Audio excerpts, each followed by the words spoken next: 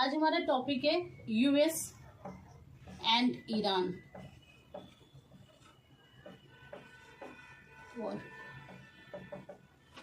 और इसका इम्पैक्ट हम देखेंगे इंडियन इकोनॉमी के पर्सपेक्टिव में भी। अच्छा, फिर से टेंशन एस्केलेट हो गई है बिटवीन टू कंट्रीज। अच्छा, इसकी वजह से क्या प्रॉब्लम आएगी? स्ट्रेट ऑफ हॉर्मुज़ जो है हमारा, जहाँ से मोस्टली शिप पास होते हैं, इंपोर्ट होता है वहाँ से, अदर इंडिया इंपोर्ट करती है वहाँ से, और अदर कंट्री को जो ऑयल प्रोड्यूसिंग कंट्री हैं वो एक्सपोर्ट करती है थ्रू दिस पास। तो क्या हो गया, एस्केलेशन की वजह से क्या प्रॉब्लम आ रही है? एक तो नेवल ब्लॉकेड,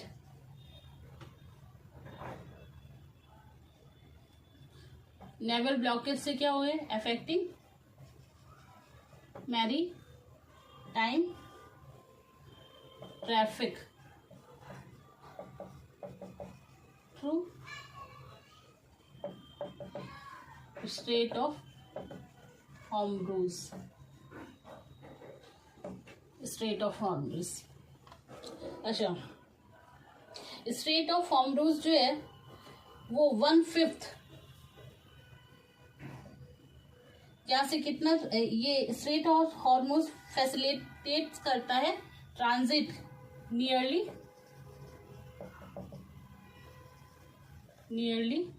1/5 ऑफ वर्ल्ड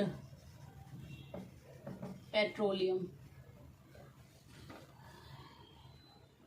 अगर कोई भी रिस्ट्रिक्शन अगर रियल है या एंटिसिपेटेड है तो क्या क्रिएट कर देगा? ये एक immediate stability in global energy market में प्रोड्यूस कर देगा, जिसका इम्पैक्ट क्या होगा?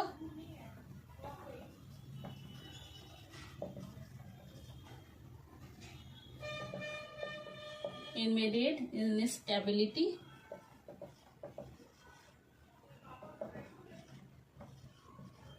Global energy markets. अच्छा, इसका इम्पैक्ट यह हो गया, प्राइस वोलेटिलिटी हो जाएगी, प्राइस वोलेटाइल हो जाएगा, price volatility and supply uncertainty. Supply क्या हो जाएगी? अनसर्टेन हो जाएगी। ओके, अच्छा, ये स्ट्रेट ऑफ हॉर्मुज़ हमारा क्यों इम्पोर्टेंट है? क्योंकि it occupies central position in global energy politics. और ये क्या करता है? कनेक्ट करता है, connect Persian Gulf to international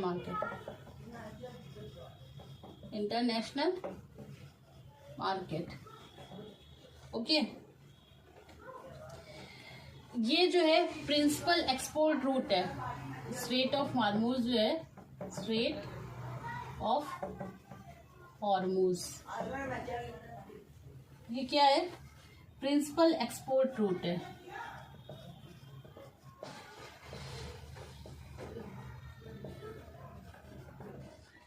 principal export route for major oil producing countries,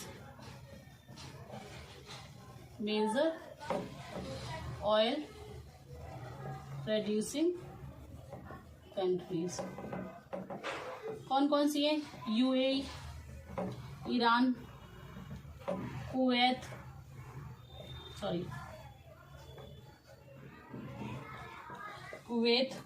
and Iraq.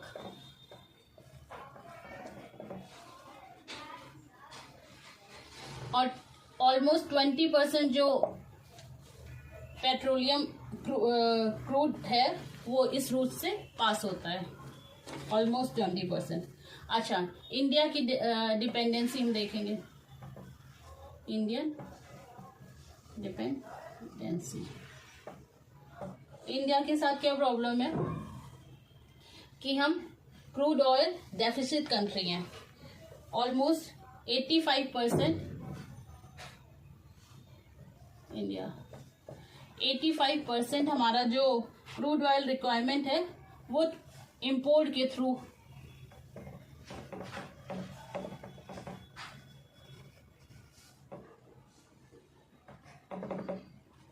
Almost 85% हम जो है क्रूड ऑयल इंपोर्ट करते हैं, उसके थ्रू हमारी रिक्वायरमेंट पूरी होती है। और फेब 2026 के अकॉर्डिंग इसमें देखा गया इंपोर्ट हमारा ऑलमोस्ट 91% था। 91% में से जो हाफ है वो वेस्ट एशिया से हम इंपोर्ट करते हैं। हाफ कहाँ से करते हैं? 91% का वेस्ट एशिया से इंपोर्ट करते हैं। अच्छा, इंडिया क्योंकि थर्ड लार्जेस्ट कंट्री है, एक लार्जेस्ट ग्रोइंग इकोनॉमिक कंट्री है, लार्जेस्ट ग्रोइंग, हमारी इकोनॉमिकल नीड्स भी बढ़ती जा रही हैं। अच्छा, इसके इम्पैक्ट क्या होंगे? अगर कोई भी इनस्टेबिलिटी आती है ग्लोबल मार्केट में,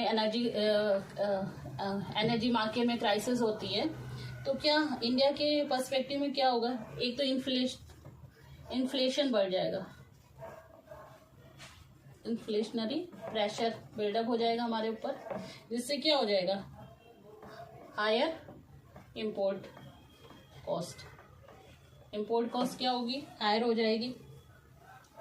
depreciation of rupee, depreciation of Indian rupee, क्योंकि करेंसी वोलेटाइल हो जाएगी। एक्सटर्नल सेक्टर जो है इम्बैलेंस हो जाएगा, एक्सटर्नल सेक्टर इम्बैलेंस हो जाएगा। अच्छा, नेचुरल गैस जो कि हम इंपोर्ट करते हैं, नेचुरल गैस जो हम इंपोर्ट करते हैं वो भी हमारी जो है वो हमारी फर्टिलाइजर सेक्टर है उसमें उसकी जो है नीड होती है। तो इसका यूज जो है फर्टिलाइजर प्रोडक्शन में होता है। अगर नेचुरल गैस का प्राइस इंक्रीज हुआ तो क्या हो गया? तो हमारे एग्रीकल्चर प्राइसेस इन एग्रीकल्चर वो भी इंक्रीज हो जाएगा। इनपुट कॉस्ट बढ़ जाएगी और ये क्या करेगा? फूड इन्फ्लेशन और रूरल इनकम को इम्पैक्ट कर देगा। Food inflation and rural income, क्योंकि फर्टिलाइजर कॉस्ट बढ़ जाएगी, फर्टिलाइजर कॉस्ट इंक्रीज कर जाएगी, क्योंकि नेचुरल गैस जो है इंपोर्ट करते हैं उसका कॉस्ट बढ़ जाएगा। और अभी रिसेंटली यूएस ने शिप पे अटैक कर दिया तो हमारे 3 इंडियंस किल्ड। अच्छा, हम लोकेशन देखेंगे स्टेट ऑफ हॉर्मूज की।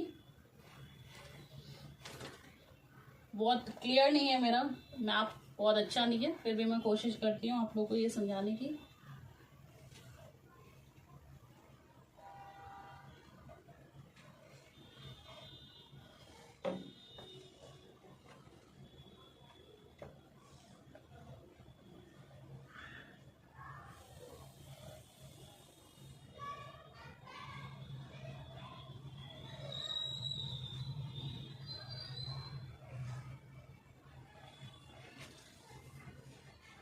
ये हमारा जो है, ये हमारा स्ट्रेट ऑफ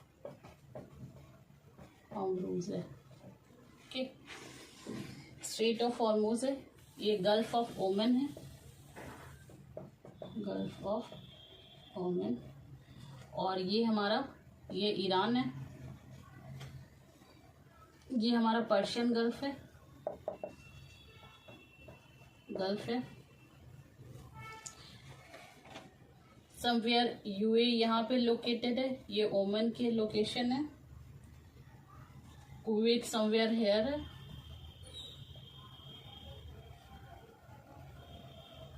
कुवैत यहाँ पे है सम। अच्छा, ये हमारा क्या है, काफ़ी हमने पास कर दिया, डिस्टेंस काफ़ी है, ये पाकिस्तान से होते हैं, यहाँ कहीं कराची है। ये क्या है, हमारा गुजरात का एरिया है। तो ये अगर ये एरिया डिस्टर्ब हो जाएगा, हाफ ऑलमोस्ट 91% हम इंपोर्ट करते हैं, उसका हाफ जो हम यही वेस्ट एशिया से हम इंपोर्ट करते हैं, तो क्या हो जाएगा, ये टोटली हमारी इकोनॉमी को इम्पैक्ट करेगा। और हमारा जो, क्योंकि हम ऑयल डेफिसिट कंट्री हैं, क्रूड ऑयल डेफिसिट, हमारी टोटल डिपेंडेंसी है अदर कंट्री पे, इंपोर्ट करते हैं हम।